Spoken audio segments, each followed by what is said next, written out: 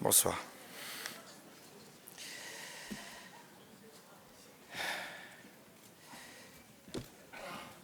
Comment a-t-on pu en arriver là à nouveau? Qu'est-ce qu'on a oublié de dire ou de faire? Et surtout, pourquoi? L'antisémitisme est une pathologie sociale, un mal qui ronge la République, disait notre ami Bernard Cazeneuve, à qui j'envoie ce soir mes pensées les plus sincères. Comme il est difficile de s'exprimer sur ce sujet, car il faudrait déjà définir ce que c'est qu'être juif.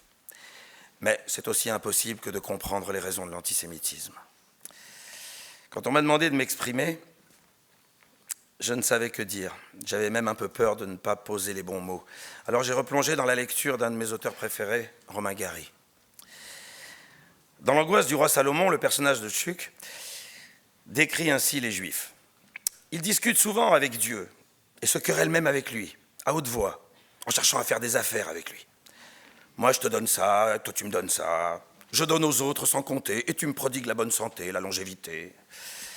Puis il décrit plus particulièrement Rubinstein, le tailleur, qui se plaint de n'avoir perdu personne parmi les 6 millions de déportés et de ne pouvoir exprimer correctement sa peine. Il regarde le ciel et il gueule que la loi est injuste. C'est très biblique chez lui. Les chrétiens, dans leur rapport avec Dieu, ils ne vont jamais jusqu'à l'engueulade. Les juifs, si. Ils lui font même des scènes de ménage. C'est tellement vrai ce que nous dit Gary. Oui, c'est vrai. Qui n'a pas vu une de ses grand-mères lever les yeux au ciel et lui demander des comptes?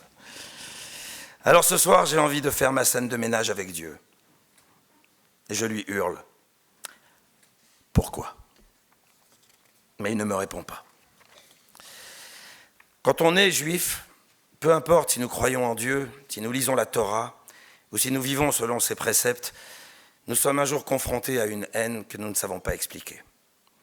En naissant, nous devenons l'incarnation d'une question restée sans réponse, d'un pourquoi qui a retenti pendant 3 millénaires, de l'Égypte à l'Allemagne, de ghetto en pogrom, de l'Inquisition au génocide. Ce soir, je hurle en tant que juif, certes, parce que je ne suis jamais aussi juif que quand on me le rappelle. Mais je hurle aussi et surtout en tant que citoyen, un citoyen français, inquiet pour les valeurs républicaines et pour cet humanisme qui a fait, dès qu'il le pouvait, le progrès des civilisations.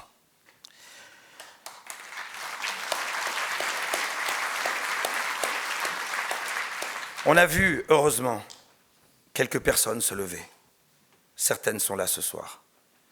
Mais beaucoup sont restées assises. D'autres, glaçantes, en ont profité pour faire leur triste commerce. Mais plutôt que de hurler, faudrait-il en rire? Se rire de la résilience, de la résistance, de la croyance dans la capacité des êtres à sortir de la nuit.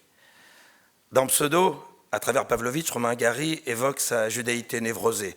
En pleine dépression nerveuse, Pavlovitch appelle son psy et lui dit « Je connais maintenant la raison de tous mes efforts pour fuir mon identité, la cause de mes angoisses, de ma culpabilité et de mon refus de l'hérédité. Je suis juif, docteur. » D'où haine de soi-même et racisme à son propre égard.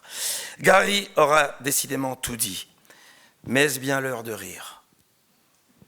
Certainement. Car nous traversons des temps sombres, des temps qui peuvent faire basculer l'histoire à nouveau. Il est dit que les Juifs ne naissent jamais au même endroit que leur grand-père. C'est mon cas. Ce sera sûrement celui de mes petits-enfants. Alors, qu'est-ce qu'on fait avec cette triste certitude? Nos valises? Pour aller où? Ou alors, on se réunit, comme ce soir. On réfléchit. On espère. Oui, on réfléchit. Que veulent dire ces cycles? Et ne sommes-nous pas depuis toujours les premières victimes quand l'obscurité risque de s'abattre sur l'humanité tout entière? L'exercice est difficile, mais il faut le mener. Ne pas être dans l'excès. Demeurer obsédé par la paix, ce don que les hommes parfois s'offrent à eux-mêmes et qu'il nous faut chercher. Chercher aussi la vérité, quand tant de mensonges nous assaillent et aveuglent tant de gens sincères. Que l'exercice de penser, de faire le choix de la nuance, de préférer la réconciliation au clanisme est difficile en ce moment. Et pourtant, en humaniste, on se doit de tenir cette ligne, de sauver la raison, de nous unir pour retrouver la lumière, celle de Gary, celle de Camus, celle de Barbara. Oui, car un enfant qui meurt, qu'il soit de n'importe où, est un enfant qui meurt, et qu'il est abominable d'avoir à choisir entre deux innocences. Car avant tout, nous devons préserver l'essentiel. Et l'essentiel est de demeurer lucide, de demeurer libre, de demeurer fort. Mais le plus important, c'est de demeurer audible. Alors pourquoi ? Je reprends ma question de départ. Pourquoi ? Pourquoi ? Je suis sérieux. Est-ce que quelqu'un peut répondre à cette question ? Pourquoi ? Non ? Pas de réponse. Remarquez, je comprends. Je n'en vois pas une de valable. Cette nuit, à nouveau tombée sur nous, a de quoi nous effrayer. Ai-je peur pour autant ? Non.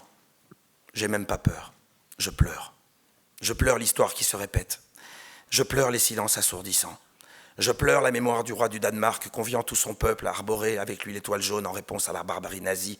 Mais ça, c'était avant, quand on ne savait pas. Alors pour terminer, au-delà des mots, qu'est-ce qu'on fait chacun à notre échelle ? Et je sais qu'on fait tous, qu'on a tous à un moment donné notre mitzvah. À mon humble niveau, je propose tous les soirs pendant mes concerts un petit film qui date de 2004. J'avais réuni à l'Opéra de Versailles un pianiste palestinien et un pianiste israélien pour jouer à 4 mains un morceau de Mozart. Et tous les soirs, 8000 personnes applaudissent ce moment de concorde. J'espère qu'ils pourront vite rejouer ensemble.